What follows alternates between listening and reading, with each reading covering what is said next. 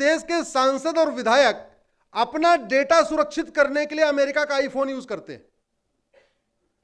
हमारी call secret रहे, हमारा डेटा ना हैक होने पाए, हमारा कहीं बातचीत कहीं रिकॉर्ड ना आ जाए, उसके लिए आईफोन यूज करते हैं। देश का डेटा ना लीक हो जाए, देश की सुरक्षा ना लीक हो जाए, उसके लिए अमेरिका जैसा कानून क्यों नहीं यूज करते? अरे हम अमेरिका से अगर आईफोन खरीद सकते हैं तो अमेरिका कानून की नकल करने में क्या दिक्कत है? सिंगापुर से दुनिया भर के करोड़ों का सामान खरीद सकते हैं, तो सिंगापुर के कानून की नकल करने में क्या दिक्कत है? भाई जो बीमारी हमारे देश में है अगर किसी देश में नहीं है तो इसका मतलब वहां का कानून अच्छा है, वहां की नकल कर लो। आज की डेट में कोई रॉयल्टी थोड़ी मांगता कानून की, कोई नहीं मांगता। और अपने देश में इतने टैलेंटेड लोग हैं कि नकल में भी उसको और बढ़िया बना देंगे।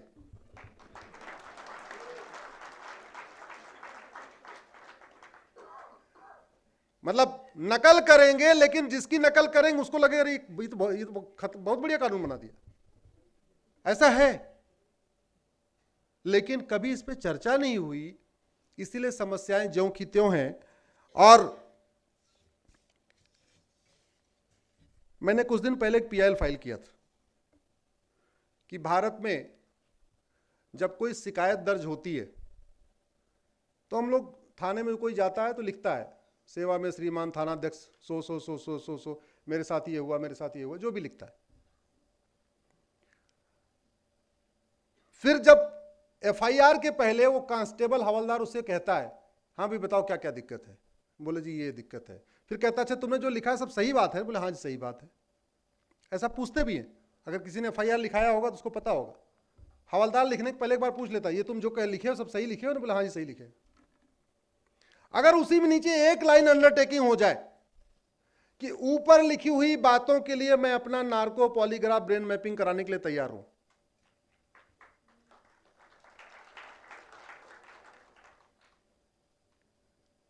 फर्जी केस खत्म, फर्जी गवाह खत्म, हमारे अदालतों का मुकदमा आधा कम, पुलिस के आधे मुकदमे कम।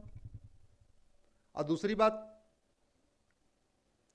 नार्को पॉलीग्राफ ब्रेन मैपिंग की लैब स्टैब्लिश करने में लगभग एक लैब क्रिएट करने में 1 करोड़ का खर्चा है। भारत में 756 जिले हैं, इसका मतलब 756 करोड़ रुपए में भारत के हर जिले में एक narco polygraph brain mapping lab बनाई जा सकती है। जैसे मैंने कहा ना, परमाणु बम चलाना नहीं होता, बस बना के रखना होता है। सरकार नार्को पॉलीग्राफ ब्रेन मैपिंग कानून बना दे, हर जिले में एक लैब क्रिएट कर दे, मैं गारंटी के साथ कहता हूं सारे फर्जी मुकदमे अपने आप खत्म हो जाएंगे। जब फर्जी मुकदमे खत्म हो जाएंगे तो जेन्युइन मुकदमे बचेंगे, जेन्युइन मुकदमे बचेंगे तो उनकी स्पीड अच्छी हो जाएगी। भाई सड़क पे अगर ट्रैफिक कम हो जाए, कबाड़ा गाड़ियां बाहर हट जाएं तो स्मूथ हो जाएगा ना, स्पीड अच्छी हो जाएगी ना, जो नॉर्मल गाड़ियां चल रही हैं। आधी जो फेक केसेस ने हमारे अदालतों का समय बर्बाद कर रखा है, पुलिस का समय बर्बाद कर रखा है, आसान हो जाएगा। लेकिन पता नहीं क्यों नार्को पॉलीग्राफ ब्रेन मैपिंग कानून बनाने से लोग खौफ में हैं। या तो जो बनाने वाले हैं कहीं लगता कहीं मेरा ही न हो जाए बाद में,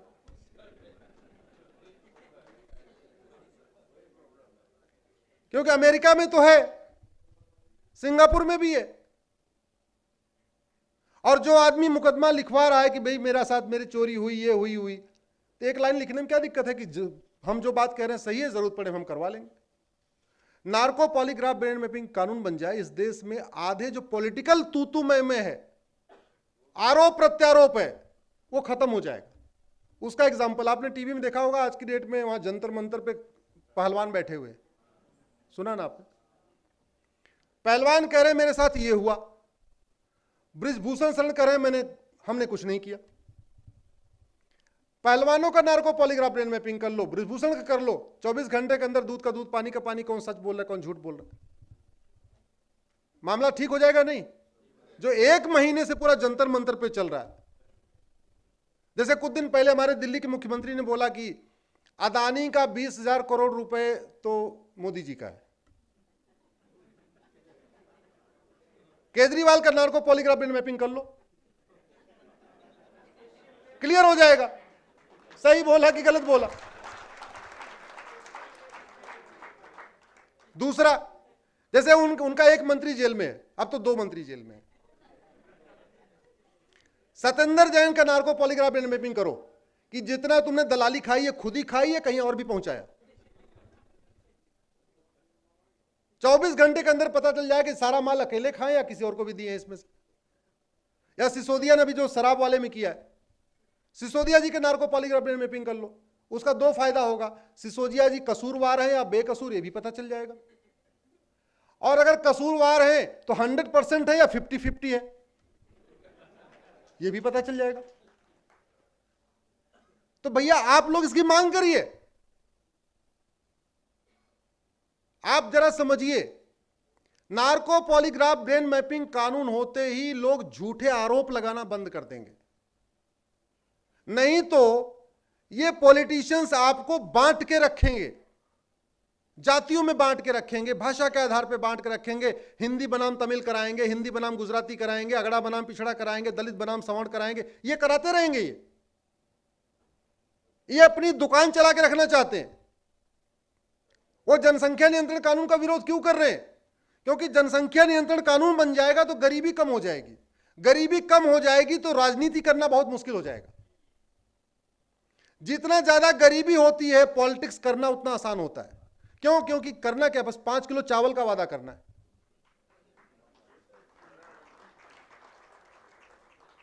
भाई इस हॉल में बैठे हुए लोग, आप लोग किसी को 5 किलो चावल पे किसी को वोट देने वाले हो क्या?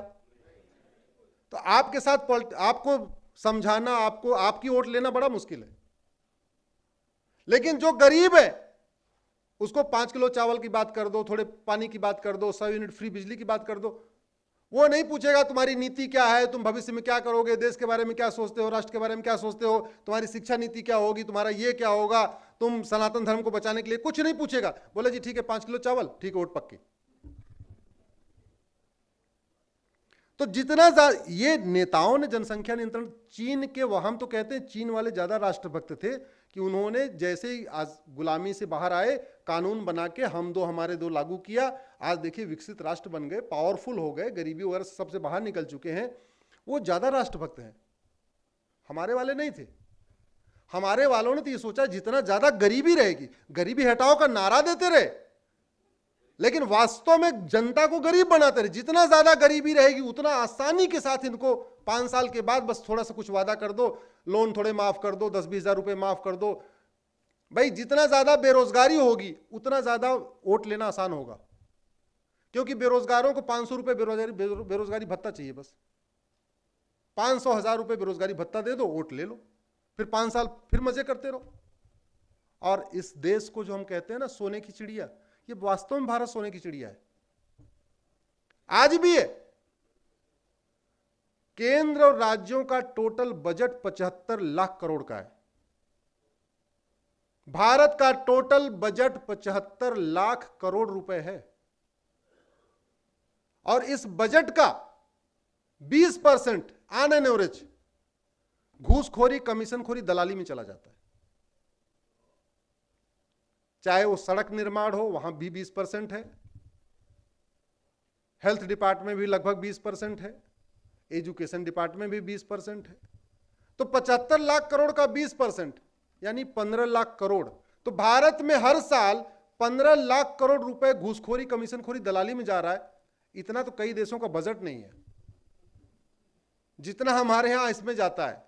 अगर ये पैसा रुके, भ्रष्टाचार खत्म हो, कठोर कानून बने तो भ्रष्टाचार खत्म हो, भ्रष्टाचार खत्म हो तो 15 लाख करोड़ रुपए हमारे खजाने में एक्स्ट्रा हो जाएगा।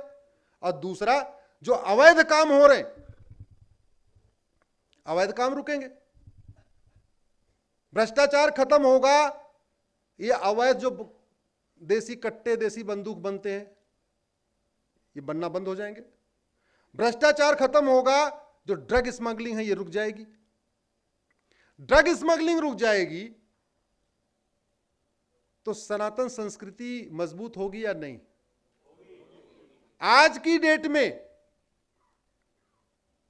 हमारे लिए ड्रग स्मगलिंग बहुत बड़ा खतरा है। हमारी युवा पीढ़ी बर्बाद हो रही है। करोड़ों माता पिता अपने नशेड़ी बच्चों से परेशान हैं, करोड़ों बहनें अपने नशेड़ी पतियों से परेशान हैं, करोड़ों बच्चे अपने नशेड़ी बाप से परेशान हैं। और संविधान कहता है आर्टिकल 47 कि भारत में नशाबंदी शराबबंदी होनी चाहिए, संविधान लिखा हुआ है। वेद पुराण कहता है नशा मुक्त समाज की स्थापना होना चाहिए। तो भारत की संस्कृति भी नशा शराब के खिलाफ है, हमारे धार्मिक ग्रंथ भी नशा शराब के खिलाफ हैं, हमारा संविधान भी नशा और शराब के खिलाफ है। लेकिन ठेके खुलवाता कौन है? हमारे दिल्ली में पहले 300 ठेके थे, हमारे दिल्ली में 300 ठेके थे, अभी 900 ठेकों का लाइसेंस, वो तो बीच में चलो जेल वेल चले गए इसलिए रुक गया, मामला ठंडा पड़ गया। सोचे छोटा सा दिल्ली, 2.5 करोड़ की पॉपुलेशन, 2.5 करोड़ की पॉपुलेशन में 900 ठेके, 70 विधानसभा और 900 ठेके, 70 दहमा 700, यानी एक विधानसभा में लगभग 25 ठेके, नहीं 15 ठेके,